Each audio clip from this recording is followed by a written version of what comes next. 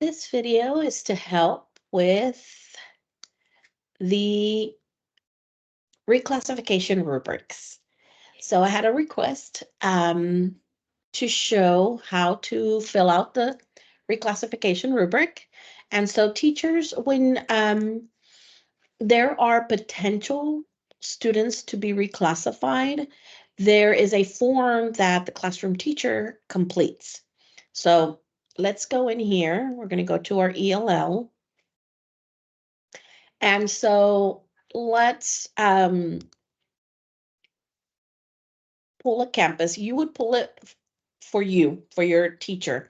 I'm just going to pull the entire campus so that we can find a student who's a potential reclassifier.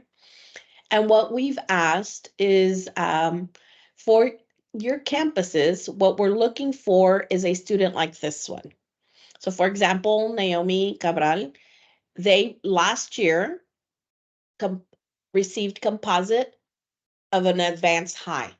This is the first year that the state of Texas is allowing us to reclassify students, or what is known as exiting students from the bilingual or ESL programs or language programs.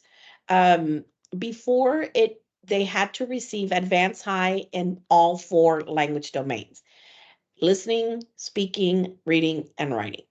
And so you can see here that Naomi last year did not qualify based on that requirement. This new school year, 23-24, is the first year that they're allowing us to reclassify or exit students that have received a composite of advanced high. So as long as they have a composite of advanced high, even though they do not have advanced high in all 4 language domains, they qualify or are a potential reclassifier. So the requirements are based on the exit rubrics is advanced high composite, that they've met their reading star requirements. So they've passed the reading star. And on the state assessment form, they have none, as they did not need any accommodations on the test. So we can see here that Naomi has met that criteria based on last year's assessments. So what we're asking is, if they met this last year, of course they didn't exit because the requirements were different, but we are putting them on a potential reclassification for this year, hoping that they meet this criteria again this year. So when we do their annual review, what we're going to do is we're going to put on here that they are pending results to reclassify. And once we get the TELPAS results this summer, then we'll be allowed to do the official exiting of this student. But we're going to go ahead and have them as pending and LPAC them so they're ready to go. If we do not put pending and pending results here, these students will not be able to get reclassified next year. So any students that you have in your class that you feel are a potential reclassifier, you think they will do really well on TELPAS, they've met their STAR requirements for reading, and they did not need any accommodations, they can be put on the potential list. So then what needs to be done is you will come here to this other document, you will click it, and you as the classroom teacher need to fill out this reclassification rubric. Okay, so you're going to click it, you're going to go in here, and you are going to select one of these descriptors. Grade appropriate with no second language acquisition support needed to be successful. Okay.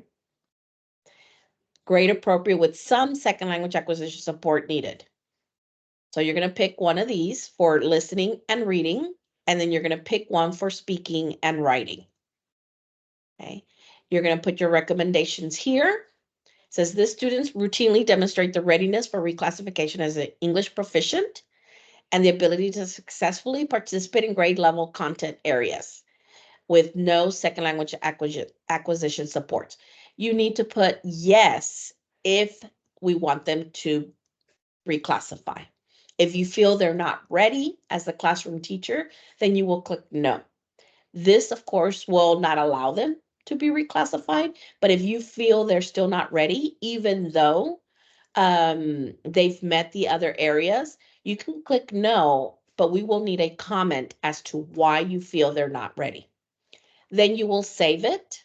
You will sign, type in your name, sign it, and then the date.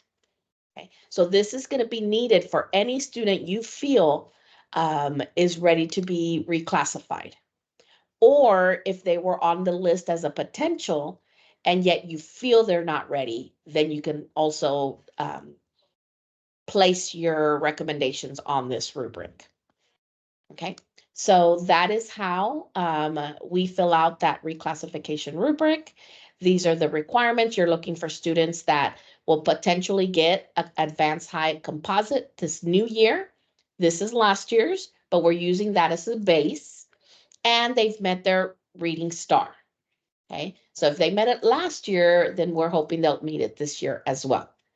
If you have a first grader or a second grader that you feel has met the criteria, they did not take a reading star.